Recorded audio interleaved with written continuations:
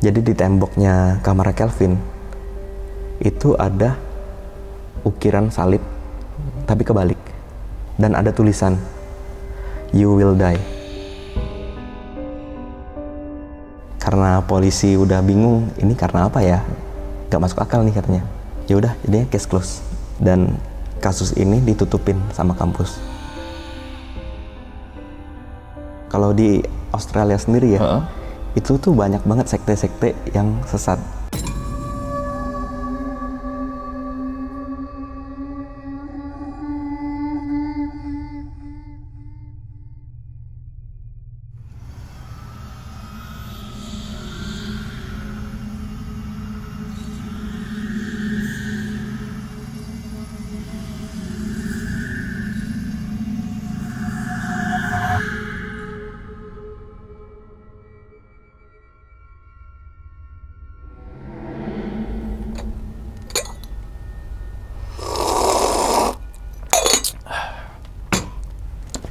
Assalamualaikum warahmatullahi wabarakatuh. Kembali lagi bersama gue Sumar Adi Wijaya atau biasa dipanggil Umang dalam segmen Ngopi Horor. Ya teman-teman semua, pada video kali ini nih atau pada kesempatan kali ini lagi dan lagi gue tidak akan membawakan sebuah cerita dan namun menghadirkan narasumber yang tentunya mempunyai pengalaman mistis ataupun pengalaman horor. Nah, di samping gue nih udah ada Bang Gian. Aduh, Bang. Halo, Bang. Gimana Bang? Kabarnya Bang? Ya, baik. Baik ya? Iya. Alhamdulillah. Salam untuk teman-teman dan juga keluarga di rumah nih Bang. Nah, jadi sebelum masuk cerita nih, saya mengucapin terima kasih banyak nih Bang. Ya, terima udah kasih juga, Bang. jauh-jauh dari sana ya, gitu. Datang ke sini untuk membagikan pengalamannya, gitu kan. Yang tentunya insya Allah nih teman-teman semua bisa diambil hikmah dan juga pelajarannya. Kan itu yang terpenting tuh. Oke, sebelum masuk cerita lagi, ternyata nih Bang Gian juga merupakan salah satu konten kreator. Nah, konten kreator sama kayak saya itu tentang horor-horor juga ya. Betul Bang, sekali, ya? Bang. Oke, nama YouTube-nya apa itu Bang? Nah, nama YouTube-nya kita tuh Dialog Misteri. Oke, Dialog Misteri gitu ya. Dan itu bener ya, horor ya? Iya, jadi kita kontennya horor juga. Horor juga gitu. Iya. Jadi abis nonton video ini teman-teman semua langsung aja mampir ke channelnya Bang Gian, yaitu Dialog Misteri. Link ada di bawah video. Oke Bang, pada video kali ini Bang, Abang ingin menceritakan kejadiannya saat di mana Bang? Nah, jadi ceritanya itu cukup unik ya. Ini lebih tentang pengalaman horor gua waktu di Australia. Wah, ini merupakan pertama kali cerita setan di negara lain. Mungkin nanti saya punya gambaran pasti akan jauh berbeda gitu ya, tentang tentu. situasi mungkin yang kita ketahui setan-setan di Indonesia yang katanya ini begini-begini. Mungkin kita coba bandingkan dengan negara lain gitu ya. Boleh. Berarti itu kejadian tahun berapa itu Bang? Ini kejadiannya itu udah cukup lama ya, di tahun 2013, berarti udah 10 tahunan ya. Oh iya, udah lama. 13. Di sana itu dalam rangka apa itu Bang? Nah, dulu tuh gua ke Australia tuh kuliah. Kuliah? Iya, jadi kuliah di sana kan selama 3 tahun. 3 tahun? Oke. Berarti di sana tuh kayak ngekos atau gimana? Jadi di sana tuh gua tuh di asrama. Oh, ada asramanya khusus gitu ya? Oke, dan kalau boleh tahu lagi Bang, intinya tuh saat di negara Australia itu ya, ngalamin kejadian apa itu Bang? Kejadiannya? Iya, intinya tuh. Jadi kejadiannya itu gua melihat kayak ada penampakan yang berbeda dari penampakan di Indonesia nih. Dan juga ada kejadian-kejadian yang mungkin kayak di film. Gua pun juga apa ya ngomongnya? Ini di luar nalar lah pokoknya. Oh, di luar nalar. Tapi ya mungkin berhubungan dengan hal yang bukan hantu biasa ini. Oh, Kayak oke. Ini teman-teman ngopi horor makin penasaran nih Bang tentang ceritanya Bang Gian ini. Oke, mungkin tahan dulu kali Bang ceritanya Bang. Boleh. Tanpa berlama-lama lagi, kita langsung masuk aja ke dalam ceritanya. Ngopi horor segera dimulai.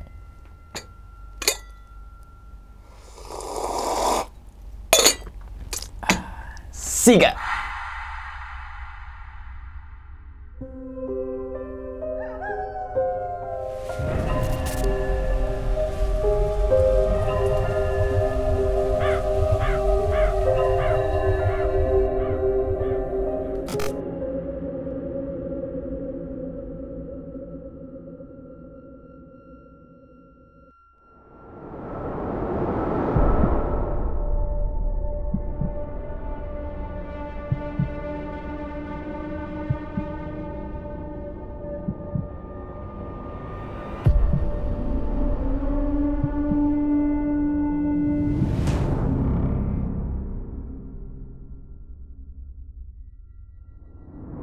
Nah, jadi ini ceritanya seperti yang gue bilang tadi ya Bang, di tahun 2013 udah lama.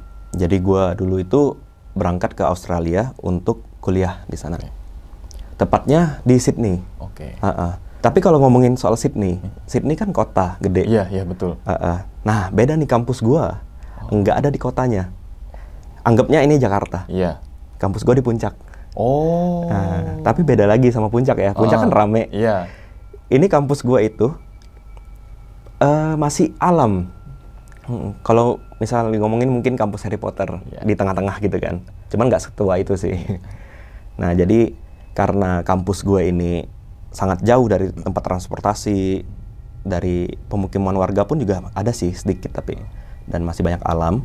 Akhirnya kampus gue ada gedung asrama juga dan gue tinggal di sana. Jadi pas pindah ke asrama itu kan dibagi-bagi nih orang-orang yang tinggal sama siapa aja. Kebetulan gue tinggal bareng satu orang lagi dari negara lain lah, namanya Adrian. Dan kebetulan di asrama gue ini itu tuh nggak rame karena angkatan gue kebetulan nggak begitu rame. Jadi ada kamar yang masih kosong, ada yang tinggalnya sendirian di kamar gitu. Dan kalau ngomongin bentuk asramanya sendiri sih mungkin mirip hotel ya. Jadi kan kalau di hotel itu ada koridor lurus, di kiri kanannya ada ruangan, ada kamar-kamar. Nah persis kayak gitu. Dan dia gedungnya tuh 2 lantai. Nah gue di lantai bawah, letak kamar gue agak di pojok, walaupun nggak di pojok banget, di pojoknya itu ada kamar tapi kosong. Jadi seminggu pertama pindah tuh orientasi biasa, perkenalan sama teman-teman, ada acara, dan sampai tibalah di akhir minggu orientasi. Jadi ada acara dari BEM-nya ya kalau nggak salah, Student Council-nya, itu ngebuat acara kayak party di luar kampus. Jadi satu asrama itu pergilah ke area yang cukup jauh dari asrama untuk party sampai jam 12 malam. Kebetulan karena gue sendiri orangnya nggak suka party, jadi gue jam 10 itu udah balik, jam 10 malam. Kira-kira jam setengah 11-an itu udah nyampe di asrama. Pas nyampe di asrama ini, itu suasana tuh bener-bener kosong. Jadi karena di Australia itu listriknya mahal, jadi minim penerangan nih. Apalagi area asrama itu kan alam, banyak hutan-hutan, pohon gede-gede, semak-semak kayak gitu ya. Gue pertama nggak mikir yang aneh-aneh lah pas nyampe kan, walaupun sepi. Ya udah jalan-jalan aja ke arah kamar gue. Karena gue mikir dulu kayak gini, setan itu cuman ada di Indonesia. Di Australia itu nggak ada kuntilanak, pocong semacamnya. Ya udah sombong kan. Jadi ya udah jalan aja. Jadi pas gue lagi mau jalan ke arah kamar itu, gue melewati halaman yang cukup luas, banyak pohon gede juga. Di sana, padahal gue nggak mikir serem-serem, tapi ada perasaan merinding yang kayak, pernah nggak sih Bang, yang kayak ditatap sama sosok, nggak tahu lah apa nih, tapi kayak ada yang memperhatiin kita. Kayak gitu. Gue mulai merasa nggak enak, apaan nih, kayak ada yang natap gue. Dan seiring berjalan itu, berasa ada yang ngikutin dari belakang. Berasa ada langkahnya juga, tapi halus. Apa nih, gue noleh ke belakang, nggak ada kan, kosong. Lama-lama semakin kayak, ini rame nih, ada sesuatu di halaman ini. Ya udah, gue nggak mau mikir aneh-aneh, gue jalan lumayan cepet tuh, sampai akhirnya gue tibalah di depan kamar. Pas di depan kamar ini, kan suasana kosong, semua orang pada party. Ya udah, gue ambil kunci kamar gue. Pas gue lagi mau buka, tiba-tiba tepat persis di sebelah kiri gue ya, di sebelah kiri gue ini kan ada kamar juga yang gue bilang itu kamar kosong.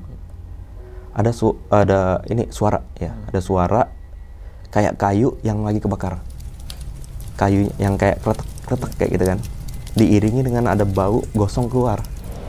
Ya lantas gue secara spontan ya langsung ngeliat ke arah kiri.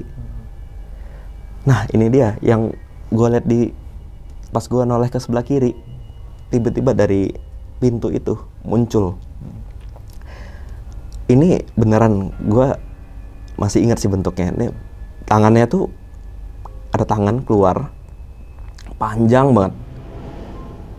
Dia tuh warnanya hitam, gosong, kering, kayak beneran kayak ini bekas kebakar. Dan gue nggak tahu ya, ini kayaknya kukunya tuh panjang banget. Dia keluar perlahan kayak gini, tapi bukan halus-halus gini ya. Tahu nggak kayak efek glitch yang kayak letek kayak gitu. Oh iya. Dia keluar dari balik pintu, dan pas sampai ujung udah cukup panjang, dia lambai-lambai kayak gini ke arah gue. Gue pertama mikir ini prank ya, tapi ini bukan prank karena ini bukan tangan manusia gitu kan. Gue di sana mikir ini apaan yang gue lihat. Gue terpatung di sana, bukan masuk ke kamar tapi terpatung aja, ini apaan gitu kan. Pas dia udah lambai-lambai, tiba-tiba ngilangnya kayak asap. Langsung. Bukannya takut, gue malah datengin ke kamar itu. Karena gue kan orangnya skeptis. Gue ingin membuktikan ini tuh apa. Nah, gue datanglah ke depan kamar itu. Pas cek beneran ini kamar ketutup. Setelah dipikir-pikir, kalau misalnya ini orang, ini kamar kan pasti kebuka ya. Dan dari arah sudut pandang tempat gue berdiri sebelumnya itu kelihatan kamar itu kebuka. Kalau logikanya ya. Nah ini enggak, ini kayak nembus. Dan juga suara yang kayu kebakar dan bau gosong tuh hilang juga. Dari itu gue langsung panik. Gue langsung lari lah dalam kamar. Dan di dalam kamar gue udah kayak suasana tuh berat banget, udah nggak enak, ini apaan. Dan gue ingat kayak di Aussie tuh nggak ada horor, kenapa gue bisa ngeliat ini gitu kan. Masih nggak percaya. Sampai gue nggak bisa tidur dan teman gue, Adrian, balik masuk ke kamar. Pas dia masuk ke kamar, gue nggak ceritain sih apa yang gue lihat. Ya kan, karena di Australia orang-orang kan nggak percaya sama mistis. Jadi gue lebih pura-pura bego aja nih nanyain dia. Bro, di kamar sebelah itu siapa yang tinggal? Pura-pura bego kan nanya. Dia jawab, nggak ada, kosong di sana. Gue udah kenalan sama semua tetangga di sini sih, kosong kamar. Oh, ya udah, gue kayak iya-iyain aja. Dan di sana beneran nih, ini fix. Itu adalah penampakan yang gue lihat. Tapi gue nggak tahu itu apa dan kenapa ditampakin ke gue. Karena gue masih nggak yakin. Besok paginya pas gue bangun, gue ketemu ke tetangga-tetangga asrama gue. Gue tanyalah, kamar ini ada yang nempatin nggak? Nanya ke tetangga yang lain kan. Dan semuanya jawab, itu kamar kosong. Nggak ada yang nempatin di sana. Kamar pojokan itu. Dan itu lebih ngeyakinin gue kalau bener semalam itu gue nggak ngehalu. Dan gue nggak mabok, apalagi gue nggak minum kan kalau party. Jadi ya udah, gue simpen itu sendiri. Gue biarin aja itu cerita untuk diri gue sendiri aja. Sampai akhirnya masuk di minggu yang dimana mata kuliah itu udah dimulai.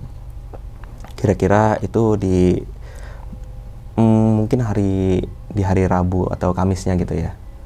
Gue kan udah banyak teman lah ibaratnya. Ada banyak teman-teman sekelas. Dan akhirnya gue ada tongkrongan. Di tongkrongan gue ini ada namanya John, ada Winnie, Kelvin, Dina, dan gue. Sebenarnya Adrian juga di dalam tongkrongan yang sama, cuman kebetulan dia nggak di kelas yang sama. Oke. Dan kami waktu itu lagi datang ke kelas, lagi mau ambil mata kuliah kan. Itu kira-kira jam 3 sore. Jadi di kelas itu semuanya tuh satu kelas kecuali Adrian. Nah, dan Adrian ini kebetulan lagi kerja part-time, jadi lagi nggak di kampus.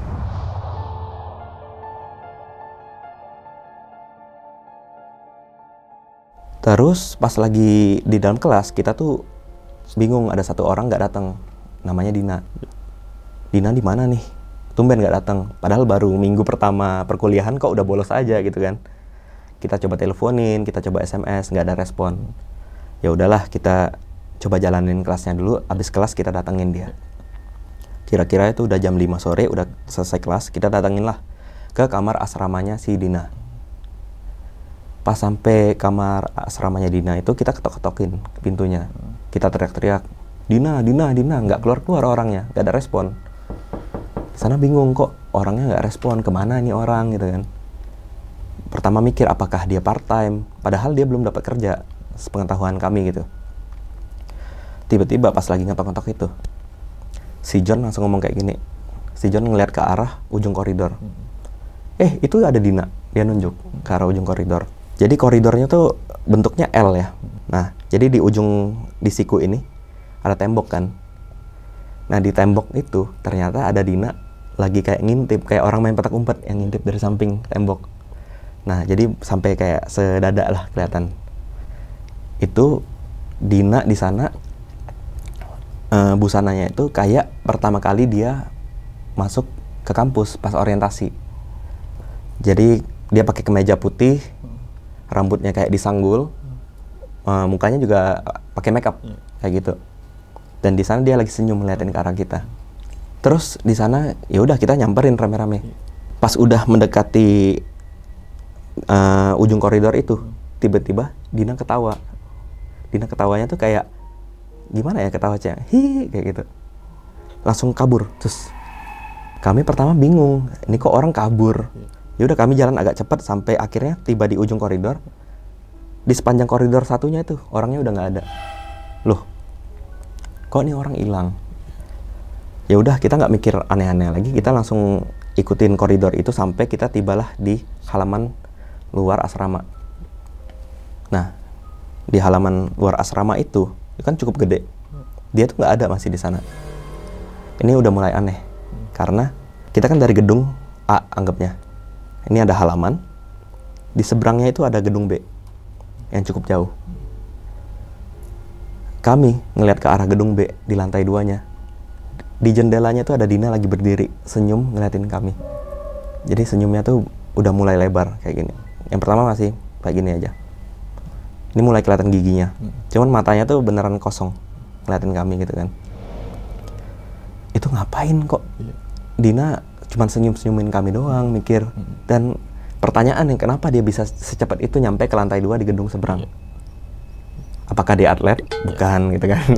Nah, ya udah, tapi akhirnya kami nggak mikir apa-apa, kami datengin lah ke lantai 2 di gedung itu. Ternyata lantai 2 gedung itu adalah ruang rekreasi. Jadi di sana ada orang main biliar, ada main Xbox macamnya. Nah, dan di lantai 2 itu kebetulan ada 2 mahasiswa juga lagi main biliar.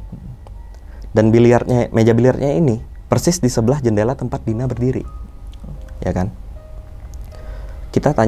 Kami tanyalah ke 2 orang ini. Tadi kalian ada ngelihat nggak? Ada satu cewek lagi berdiri di jendela ini. Dan 2 orang ini ngomong nggak ada dari tadi, cuman kami berdua di ruangan ini. Karena gue penasaran, gue tanya, kalian dari tadi main udah berapa lama? Di main biliarnya udah berapa lama? Katanya udah setengah jam. Otomatis kayak gini, kami kan baru lihat Dina itu nggak lama, nggak sampai setengah jam ya, tapi dia udah ngilang lagi. Dan si orang ini katanya nggak ngeliat Dina, padahal dia udah main 30 menit. Kok nggak kelihatan Dina yang lagi berdiri di jendela persis di sebelah meja biliar itu? Itu nggak mungkin. Padahal kami semua yang lagi ngejar Dina itu ngelihat Dina lagi berdiri di jendela itu. Ya udah, kami nggak mau ambil pusing. Kami berdirilah di tempat Dina tadi berdiri di jendela itu, dan kami ngadep ke arah luar sembari mikir kayak, ini kenapa dia bisa cepet banget ya ngilangnya. Dan tempat jendela kita berdiri itu ngadep ke arah gedung pertama yang kita datang tadi. Jadi ada di gedung yang asrama tempatnya Dina itu ada lantai 2-nya kan. Di lantai 2-nya itu ada jendela gede. Dan tahu apa nggak? Jadi di lantai 2 gedung sebelah ada Dina. Dina muncul lagi di sana. Tapi kali ini mukanya beda. Mukanya kali ini bener-bener yang senyumnya tuh lebar, nggak manusiawi banget pokoknya. Ini bukan manusia. Lebar banget. Aduh, ini gue ngebayangin mukanya aja udah merinding. Walaupun agak jauh tapi gue masih bisa ngeliat ekspresinya. Dia kayak ketawa yang mengejek gitu, kayak udah ketawa-tawa gitu kan. Dan semua dari kami tuh ngeliat itu beneran Dina gitu kan. Dan tiba-tiba dia ngebalik badan perlahan, langsung hilang. Dan di sana kami semua bingung, ini apaan? Kok bisa kami semua ngelihat hal yang kayak gini gitu loh. Kan biasanya satu orang aja kalau ngeliat mistis gitu. Ini rame-rame. Yaudah gue otomatis langsung mikir kayak, yaudah kita datengin ke kamar Dina lagi untuk make sure itu beneran dia atau bukan. Dan kami langsung larilah ke kamarnya Dina lagi. Dan di sana kebetulan ketemu sama security yang lagi patroli kan. Kami minta tolong dia temenin kami, takutnya ada apa-apa. Sampai di kamar Dina, kami ketok-ketok lagi, kami gedor-gedor. Dan ternyata dibuka pintunya sama Dina. Di sana Dina keluar dengan menggunakan baju tidur. Beda sama yang kita lihat. Yang kami lihat itu dia pakai kemeja putih, rambut sanggul, mukanya di make up kan. Kalau yang ini enggak. Dia mukanya benar-benar muka bangun tidur. Pakai bajunya beda total, rambutnya berantakan. Jadi kata Dina langsung kayak gini, guys, dari tadi nyari ya, sorry, gue ketiduran katanya, dan gue pakai earphone, jadi nggak ngedenger katanya gitu.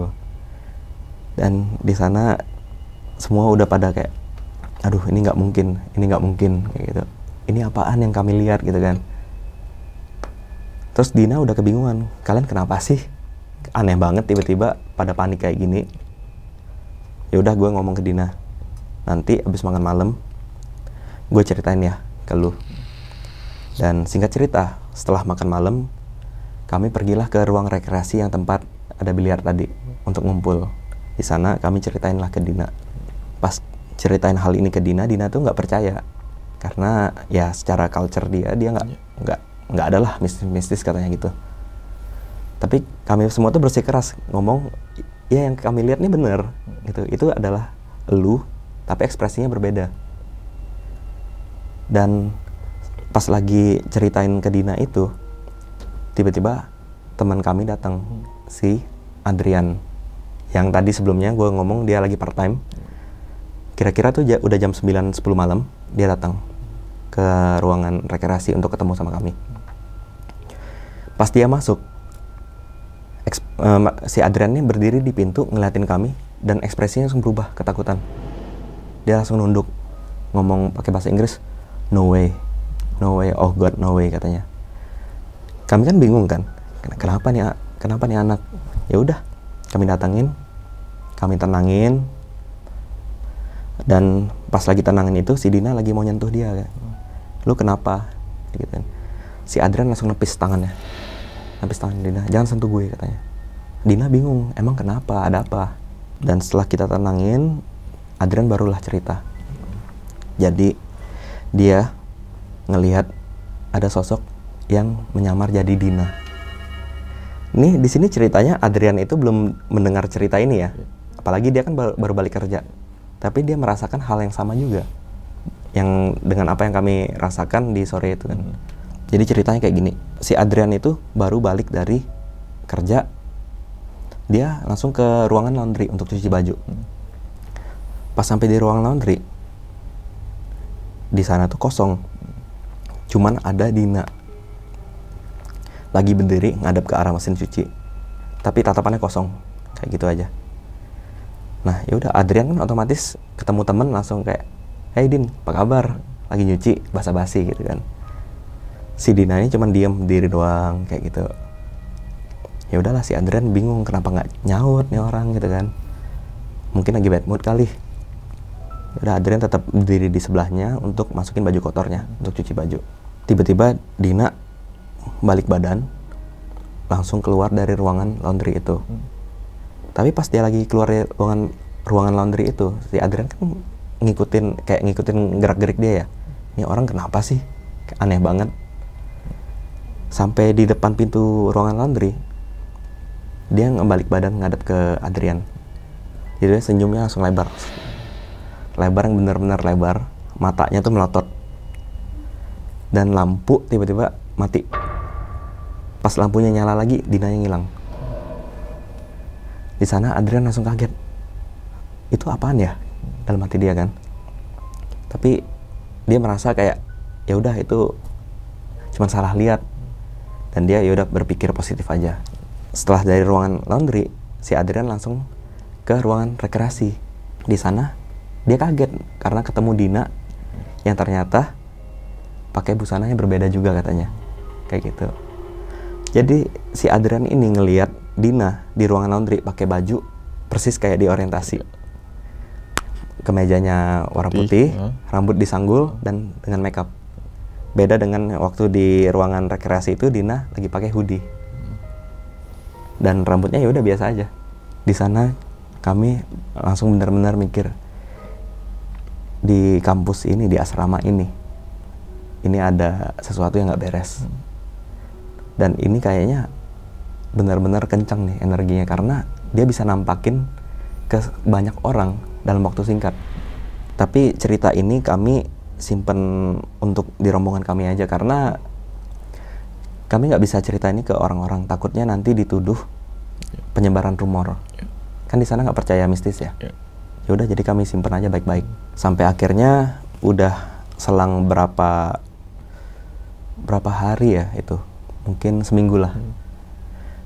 Itu semua udah nggak terjadi lagi, dan ya kami pun udah mulai tenang.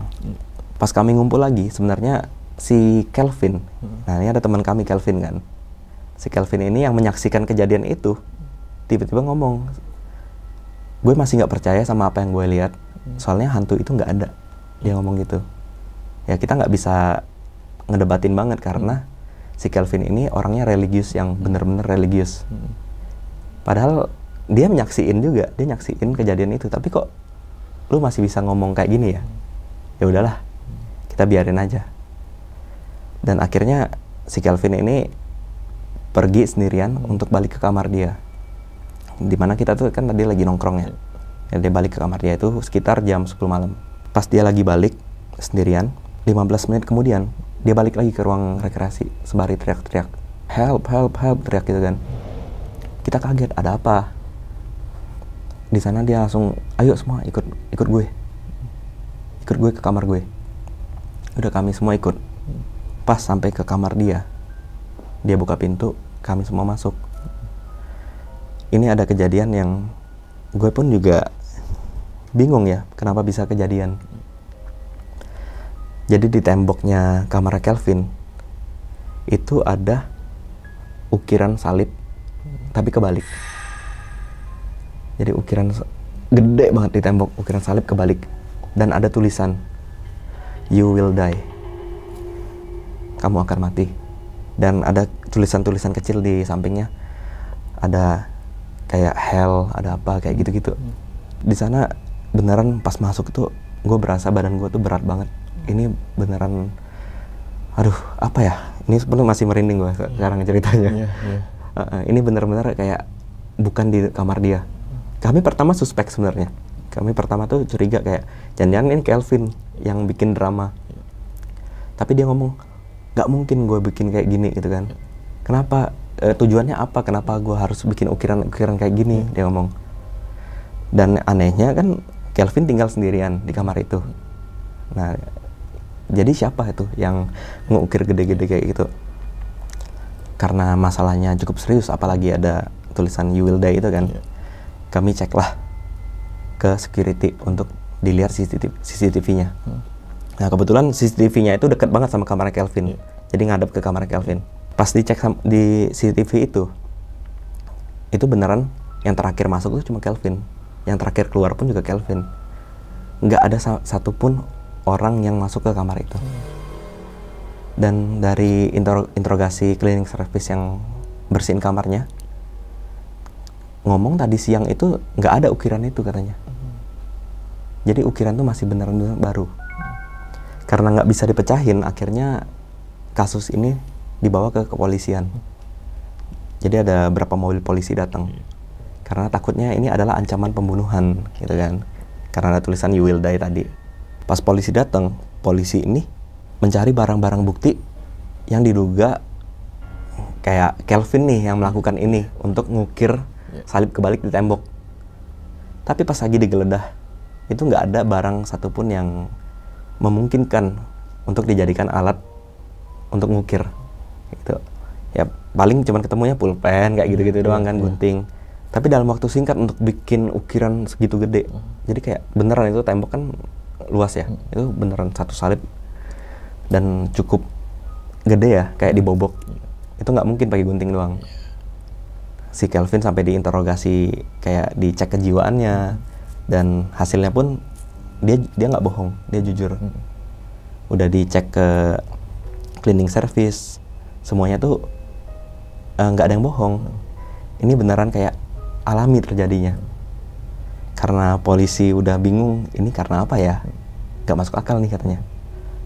Ya udah, jadinya case close. Dan kasus ini ditutupin sama kampus. Jadi mahasiswa-mahasiswa pun nggak begitu tahu cerita lengkapnya, cuman karena ada yang nguping, jadi beberapa ada yang dengar kasus ini. Kesebar lah itu. Kesebar, ya. Dan ceritanya kesebar sampai ke senior-senior. Dan di sana senior itu pernah ada ketemu sama gue. Dan dia cerita ternyata kampus ini ada sejarahnya. Di sana gue baru tahu. Jadi dulunya kampus yang asrama ini ya, kan gabungan. Itu tuh dulunya pemukiman warga pada zaman dulunya. Dan seperti yang kita bisa lihat kalau di berita ya, di berita tuh kalau di Sydney banyak kasus kebakaran hutan yang terjadi setiap musim panas. Namanya bushfire kasusnya. Dan di daerah kampus gue ini dulu pernah kejadian kebakaran hutan yang hebat banget, yang udah makan korban. Itu sekitar tahun 1950-an, kalau nggak salah 1952. Dan itu yang terdeteksi udah ngemakan 4 korban. Tapi kemungkinan ada lebih karena ngilang orang-orangnya. Dari cerita itu, gue coba kaitin nih dengan apa yang gue lihat di pertama kalinya, ya kan? Gue ngeliat tangan gosong, apakah itu tangan korban yang dulu jadi korban kebakaran hutan itu? Yang dimana dulu kan ada perumahan warga. Habis itu rata, dijadiin kampus. Kayak gitu. Nah, tapi gue nggak tahu kenapa itu ada salib kebalik. Gue nangkepnya sih kayaknya di daerah sana udah banyak banget korban. Dan kayaknya udah jadi tempat yang sosok-sosok negatifnya itu berkumpul. Jadi udah nggak tahu mereka kebentuk jadi apalah. Kayak gitu. Apalagi di sana nggak ada kayak syukuran, nggak ada apa kan. Jadi udah rata, langsung dibangun aja kayak gitu.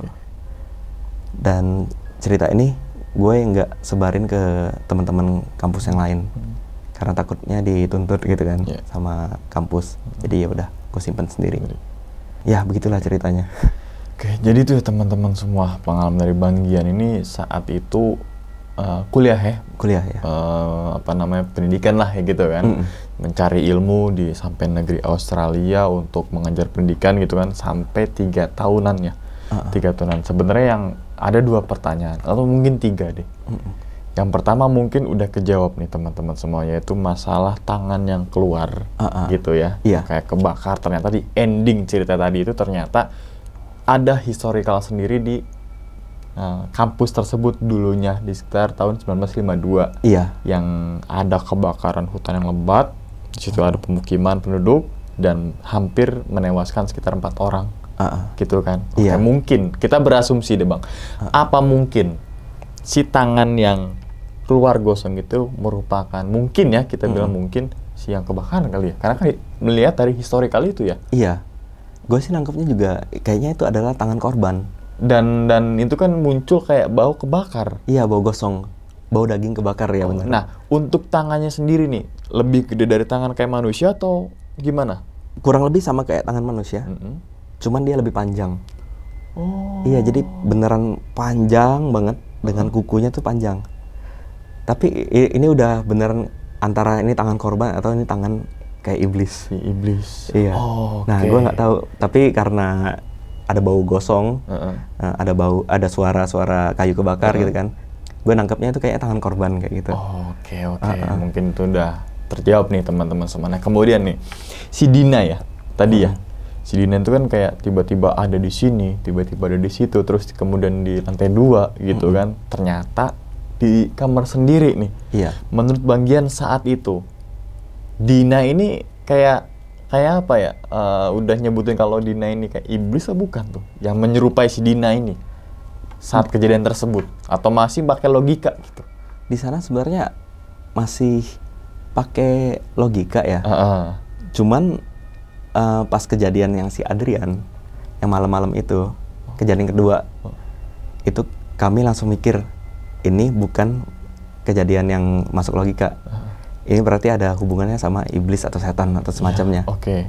Nah, si Dina itu ketika di lantai 2, di mana-mana dan sebagainya, ada percakapan nggak ke Bang Gian saat menyerupai itu? Nggak ada.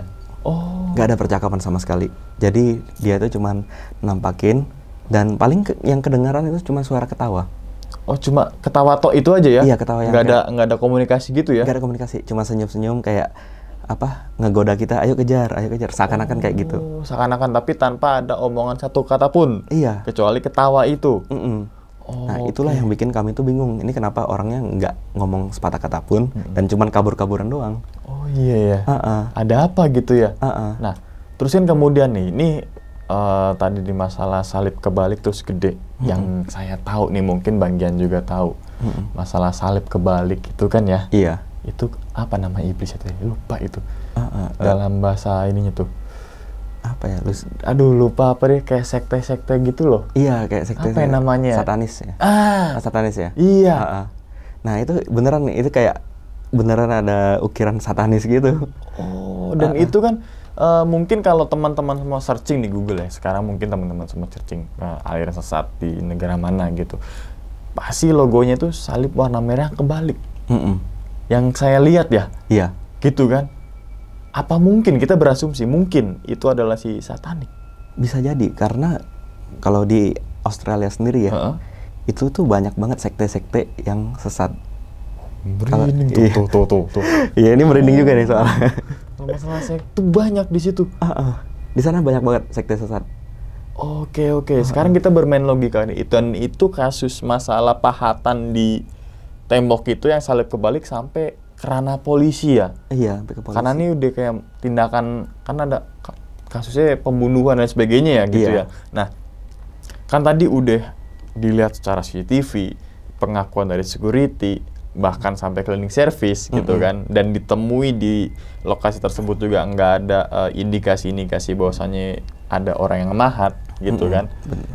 Masih inget nggak apa pihak polisi tuh bilangnya ke teman-teman Bang Gian tuh? Dia cuma ngomong kayak gini, kan kami kan emang ditanya-tanyain juga ya. Dia cuma ngomong, ya udah, ini akan diselidiki lebih lanjut. Untuk sekarang kita tunda dulu. Yang penting kalian jaga diri kalian aja. Gitu. Selamat dulu gitu ya. Yang penting jaga diri kalian aja, jangan kemana-mana dulu gitu kan. Kalau mau keluar dari lokasi kampus harus bikin laporan kayak gitu-gitu. Oh, takutnya nanti nextnya amit-amitnya ya. Iya. Ada pembunuhan gitu. Iya. Apalagi kan kampusnya jauh dari mana-mana ya. Iya, ya tadi sempat dideskripsiin ya di tengah bawah gunung gitu ya. Iya. Nah, jadi sampai sekarang kita belum tahu yang bikin salib itu siapa atau apa gitu. Oke. Dan itu menjadikan misteri. Iya, misteri itu nggak bisa ditebak, Bang. Iya, ya kan? Misteri itu nggak bisa ditebak. Nggak bisa ditebak. Sekarang kita main logika lagi. Kita main logika, jangan main ke gaib deh, main logika. Iya, logika. Misalkan orang pun pasti di CCTV itu kelihatan. Dan yang dilihat CCTV itu pasti atas dasar tadi pengakuan security bahwasanya si siapa si yang mana? Yang di kamar itu? Kelvin. Oh, si Kelvin itu ya. Si Kelvin. Masuknya juga terakhir Kelvin, keluar juga terakhir Kelvin. Nggak ada orang yang masuk ke kamar itu. Iya. Oke. Apa mungkin di dalam kamar itu ada suatu bobokan gitu kan? Itu make sense sih. Ya, itu make sense. Kayak ada berapa kasus yang kalau kita pernah dengar kan, di rumah orang-orang itu kadang-kadang ada basement nih, ngarah kemana gitu kan. Nah, itu tapi sebenarnya pas dicari-cari emang nggak ada akses masuk itu. Masuk kecuali dari pintu depan itu. Iya, kecuali pintu itu aja ya. Yang dekat sama CCTV itu ya. Iya. Oke, kita main logika lagi. Misalkan orang pasti suara gedoran tuh kenceng banget tuh. Apalagi tadi udah diukir gede dan ada beberapa kata, pasti kan dok dok dok dok dok dok dok dok dok. Iya dong. Iya. Pasti udah ketahuan dulu. Heeh. Di dalam itu siapa dan lagi ngapain. Tapi ini enggak. Iya. Ini nggak ada yang. Oh iya, gue lupa mention ya. Heeh. Jadi kebetulan di kamarnya Kelvin ini sebelahnya kan ada orangnya tinggal juga. Dan kebetulan ada orang di sana. Dia ditanya juga, ada dengar suara kayak pahatan kah atau kayak konstruksi kayak gitu-gitu? Nggak ada katanya. Nggak ada. Oh, Nah, oke. makanya itu yang bikin polisi kebingungan. Kebingungan ya. Bahkan detektif tuh sampai datang loh. Wow. Detektif sampai datang Datang detektif. untuk nanganin kasus itu. Iya. Wah, ini gokil sih. Oke. Bang Gian, selama abang di Australia itu merupakan pengalaman pertama kali gak bahwasanya ngeliat-ngeliat iblis kayak gitu tuh, terutama yang tangan dan sebagainya. Seumur hidup itu pertama kali. Pertama kali. Iya, sebelum ke Aussie di Indonesia tuh nggak pernah ngerasain yang aneh-aneh. Aneh-aneh. Nah, cuman mungkin merasain kayak ya rasa-rasa dikit aja. Hawa-hawa aja lah ya, gitu hawa-hawa ya. aja. Tapi pas pindah ke Australia baru ngelihat semua yang nggak masuk akal tuh di sana. Oke. Sebenarnya kalau penampakan itu mungkin hal yang wajar lah. Hal yang wajar dalam artian ya mungkin nggak 1-2 orang yang merasakan ya. Tapi ini dalam bentuk fisik yang nyata, ukiran di tembok loh Bang. Iya. Itu yang jadi tanda tanya banget itu. Itu bener horor. Horor itu kan nggak semestinya lihat setan ya. Iya betul. Kalau teman-teman semua searching di Kamus Besar Bahasa Indonesia, horor itu bukan seram dan sebagainya, enggak, tapi penuh dengan teka-teki dan sebagainya. Oke. Terus kemudian nih Bang, kan tadi Abang kayak nyebutin nih bahwa apa mungkin itu merupakan aliran sesat?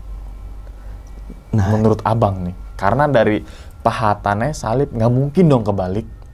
Iya dong. Iya. Pasti di agama Abang pasti ya tegak gitu kan. Iya, nggak mungkin kebalik gitu kan. Di Kristiani kan tegak gitu Iya. kan. Biasa kan katanya kalau salibnya kebalik itu untuk ngejek katanya. Iya. Nah, tujuannya buat ngejek. Penistaan lah ya. Memang sih banyak, karena rumornya tersebar, banyak yang ngomong kayaknya ini ada ulah-ulah sekte. Ada emang sekte-sekte yang nggak kelihatan, tapi sebenarnya udah diketahui cukup banyak yang menyembah setan di Australia. Tapi masih bingung juga kalau misalnya ulah mereka, gimana cara mereka masuk ke dalam ruangan itu. Kalau misalnya ini ulah manusia ya. Iya. Nah, itu yang belum ketahuan sampai sekarang. Iya. Oke. Dan gue ingat ke flashback ke belakang Bang. Ada sekitar beberapa bulan yang lalu dia menceritakan pengalamannya saat menjadi aliran sesat itu. Sekte sesat itu. Dia sempat ikutin di gereja, salah satu gereja ya. Jadi dari luar itu nggak kayak tampak gereja, tapi ketika masuk ke dalam itu banyak patung yang gede dan baliho banyak. Terus kemudian di tangan itu salib kebalik warna merah. Jadi kayak make sense nih. Ya kita yang mungkin ini bukan rahasia publik juga, bahkan di agama Abang juga yang salib kebalik itu merupakan sekte dan sebagainya, penistaan agamanya. Iya. Oke. Mungkin saya nggak bisa nyimpulin bahwa itu artinya apa, karena kan saya nggak tahu nih. Menurut Abang tadi itu adalah sekte itu Bang. Mungkin itu bisa aja sekte kalau secara yang manusia, logo ya, iya, logo logonya. itunya ya. Itu simbol yang digunakan oleh sekte-sekte biasanya, sekte yang sesat kan. Oke. Nah, Bang, mungkin ini privasi, tapi tadi juga Abang udah nyebutin bahwasanya di Kristiani itu ada gak Bang disebutin Alkitab bahwasanya iblis itu ada gak Bang? Iblis? Iya. Kalau kan saya sendiri bukan Kristen ya. Oh, bukan? Bukan ya, cuman emang itu kebetulan temen yang ngerasain itu. Iya. Oh iya, maksudnya yang si Kelvin? Iya, si Kelvinnya Kristen dia. Sempet nanya gak bahwasanya, ini artinya apa Pin dalam agama kamu, Nah, Pin? emang bener dijelasin sama dia. Jadi dia tuh tahu kalau misalnya salib di balik itu tuh untuk ngejek si Tuhan Yesus katanya. Kan Tuhan Yesus di salibnya berdiri gitu kan. Berdiri. Nah, di balik itu tuh untuk ngejek.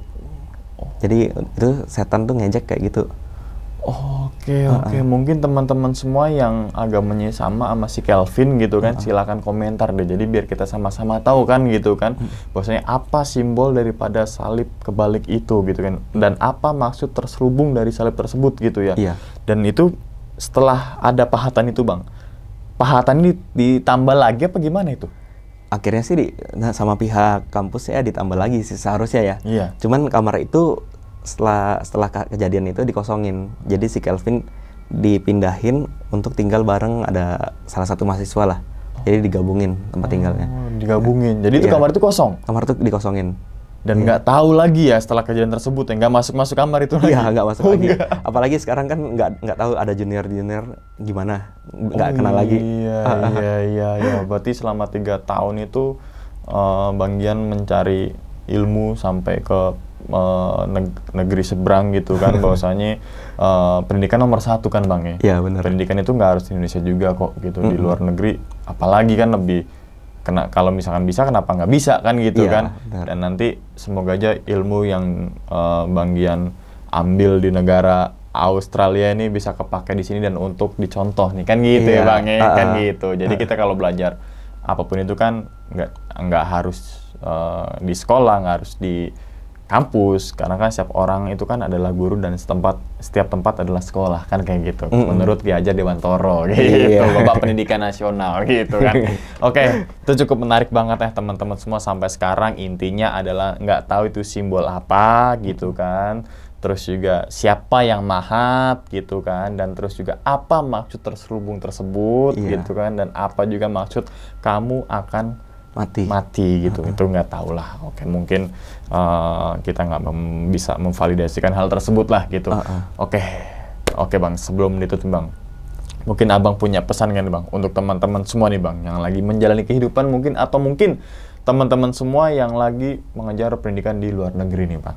Pokoknya intinya jangan pernah nyerah aja. Capek-capek dulu itu bagus. Karena nanti di akhirnya bakal nikmatin, itu bener sih. Jadi pokoknya apapun masalahnya hajar Itu capek-capek dulu nggak apa-apa, kalau pegel pijet kan Iya, gitu Bang. Kalau pegel pijet kan terus relax lagi kan gitu. Kerja lagi. Oke, dan ingetin lagi teman-teman semua ya, abis nonton video ini nih, teman-teman semua langsung aja mampir tuh ke channelnya Bang Gian, yaitu Dialog Misteri ya Bang. Dialog ya. Misteri, betul. Nah, karena di situ juga ada beberapa cerita horor gitu kan, mungkin ada juga yang sempat dinarasikan dan sebagainya Bang. Jadi teman-teman semua penasaran tentang channel Dialog Misteri, silahkan mampir. Jangan cuma mampir tapi di subscribe juga. Jangan cuma subscribe tapi ditonton juga, like, comment, dan share. Bang gitu biasanya tuh. Oke, sekali lagi Bang Gian, terima kasih banyak Bang ya. Thank you ya Bang Udah Sumar. membagikan pengalamannya yang cukup menarik, dan ini membuka wawasan baru terutama gue sendiri gitu kan. Mungkin teman-teman juga, karena setan di Indonesia, atau kita bilang hantu lah ya, hantu Indonesia ternyata di luar negeri tuh nggak ada kan gitu kan. Jadi masalah hantu dan sebagainya untuk apa kita perdebatin, gitu kan. Kalau masalah pembunuhan baru kita tuntut, gitu kan. Karena ada hak asasi manusia situ, kan? Oke, kok ke arah situ ya.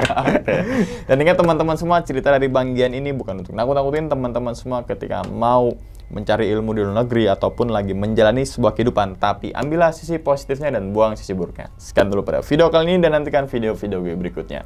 Hal gaib itu muncul ketika sugesti kita buruk. Wassalamualaikum warahmatullahi wabarakatuh. Selamat beristirahat. Terima kasih Abang. Terima kasih. Alah. Bungkus.